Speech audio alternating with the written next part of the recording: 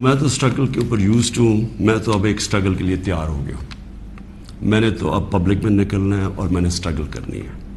میں آج اپنی ساری قوم کو کہہ رہا ہوں, یہ امپورٹڈ حکومت جو لانے کی کوشش ہو رہی ہے, پرسوں سنڈے کو آپ نے سب نے عشاء کے بعد آپ نے سب نے نکلنا ہے اور ایک زندہ قوم کی طرح احتجاج کرنا ہے, پرامن احتجاج کرنا ہے. میں پھر سے کہتا ہوں, کبھی بھی آپ نے احتجاج پہ توڑ پھوڑ اور کچھ تصادم نہیں کرنا, پرامن احتجاج.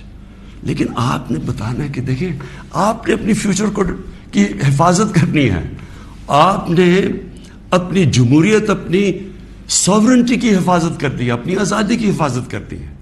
یہ جو باہر سے امپورٹ کر کے سازش کر کے اور ضمیر خرید کے یہ ڈرامہ جو ہو رہا ہے, آپ نے اس کی پروٹیسٹ کرنا ہے. یہ آپ کا فرض ہے. ایک زندہ قوم امر بالمعروف پہ کھڑی ہوتی ہے. ایک زندہ قوم کا پتہ چلتا ہے لوگوں کو. اور میں یہ بھی کہہ دوں آخر میں کہ جو تاریخ ہے وہ کبھی کسی کو معاف نہیں کرتی. کون کیا رول پلے کر رہا ہے, تاریخ میں ہمیشہ یہ چیزیں سامنے آ جاتی ہیں. کون سے سپریم کورٹ کے فیصلے اچھے اور کون سے اس ملک کے لیے نقصان دہ, یہ ساری آپ تاریخ اٹھا کے دیکھ لیں, سامنے آ جاتی. تاریخ کبھی کسی کو معاف نہیں کرتی. لیکن ایک زندہ قوم ہمیشہ اپنے حقوق کے لیے کھڑی ہوتی ہے, اور ہمیشہ آپ کی سب سے بڑی کہ آپ نے یہ غلامی نہیں قبول کرنی. ایک آزاد قوم کی طرح آپ نے کھڑے ہونا ہے. ایاک نعبد و ایاک نستعین, لا الہ الا اللہ, کوئی خدا نہیں اللہ کے سوا. یہ نعروں پہ پاکستان بنا تھا.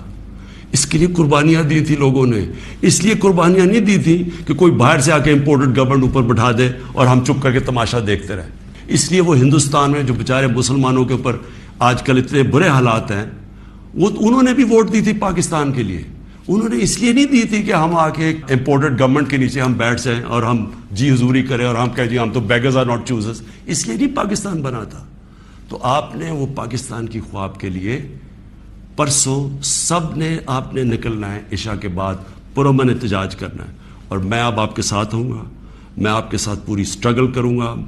میں کسی صورت تسلیم نہیں کروں گا کہ کسی قسم کی امپورٹڈ گورنمنٹ اس ملک کے اوپر مسلط کی جائے.